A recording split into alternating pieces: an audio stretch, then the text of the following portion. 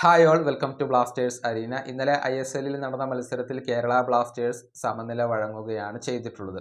North East United ആണ് goal രഹിത സമനിലയിൽ ബ്ലാസ്റ്റേഴ്സിനെ തളച്ചിട്ടുള്ളത്. കൊച്ചി സ്റ്റേഡിയത്തിൽ വെച്ചുകൊണ്ടായിരുന്നു ഈ മത്സരം നടന്നിരുന്നത്. പക്ഷേ നോർത്ത് ഈസ്റ്റ് ആണ് ഇവിടെ അവസരം പാഴാക്കിയിട്ടുള്ളത്. അതായത് മത്സരത്തിൻ്റെ 60ഓളം മിനിറ്റുകൾ കേരള ബ്ലാസ്റ്റേഴ്സ് 10 പേരെ വെച്ചുകൊണ്ടാണ് കളിച്ചിട്ടുള്ളത്.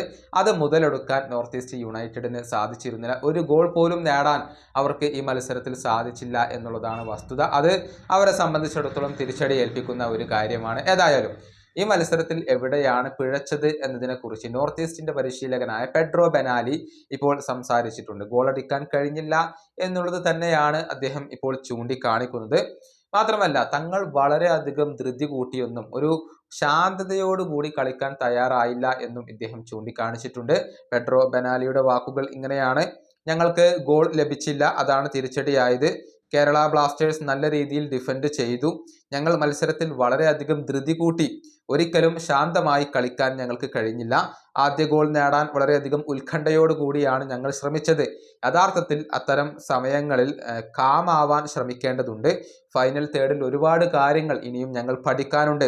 ഇത്തരം സാഹചര്യങ്ങളെ എങ്ങനെ നേരിടണം എന്നതും പഠിക്കാനുണ്ട്. ഞങ്ങൾ ആധിപത്യം പുലർത്തുന്നു എന്നാണ് ഞങ്ങൾ കരുതിയത്. ശരിക്കും ധൃതി കൂട്ടിയത് തിരിച്ചടിയായി. അതാണ് സംഭവിച്ചത്. ഇതാണ് ഇപ്പോൾ നോർത്ത് ഈസ്റ്റ് യുണൈറ്റഡിന്റെ പരിശീലകൻ വ്യക്തമാക്കിയിട്ടുള്ളത്. ഏതായാലും നോർത്ത് ഈസ്റ്റിനെ സംബന്ധിച്ചിടത്തോളം കാര്യങ്ങൾ ഒട്ടും ശുഭകരമല്ല. അവസാനമായി കളിച്ച 4 മത്സരങ്ങളിലും അവർക്ക് സമനില വഴങ്ങേണ്ടി വരികയാണ് ചെയ്തിട്ടുള്ളത്. അതിനു മുൻപ് മുംബൈ സിറ്റിയെ എതിരില്ലാത്ത 3 ഗോളുകൾക്ക് അവർ പരാജയപ്പെടുത്തിയിരുന്നു. നിലവിൽ പോയിന്റ് പട്ടികയിൽ നോർത്ത് ഈസ്റ്റ് യുണൈറ്റഡ് 5ാം സ്ഥാനത്താണുള്ളത്. 17 മത്സരങ്ങളിൽ നിന്ന് 25 പോയിന്റ് ആണ് അവരുടെ സമ്പാദ്യം. ഈ വീഡിയോയുടെ അവസാനിപ്പിക്കുന്നു. അടുത്ത വീഡിയോയുമായി വീണ്ടും കാണാം.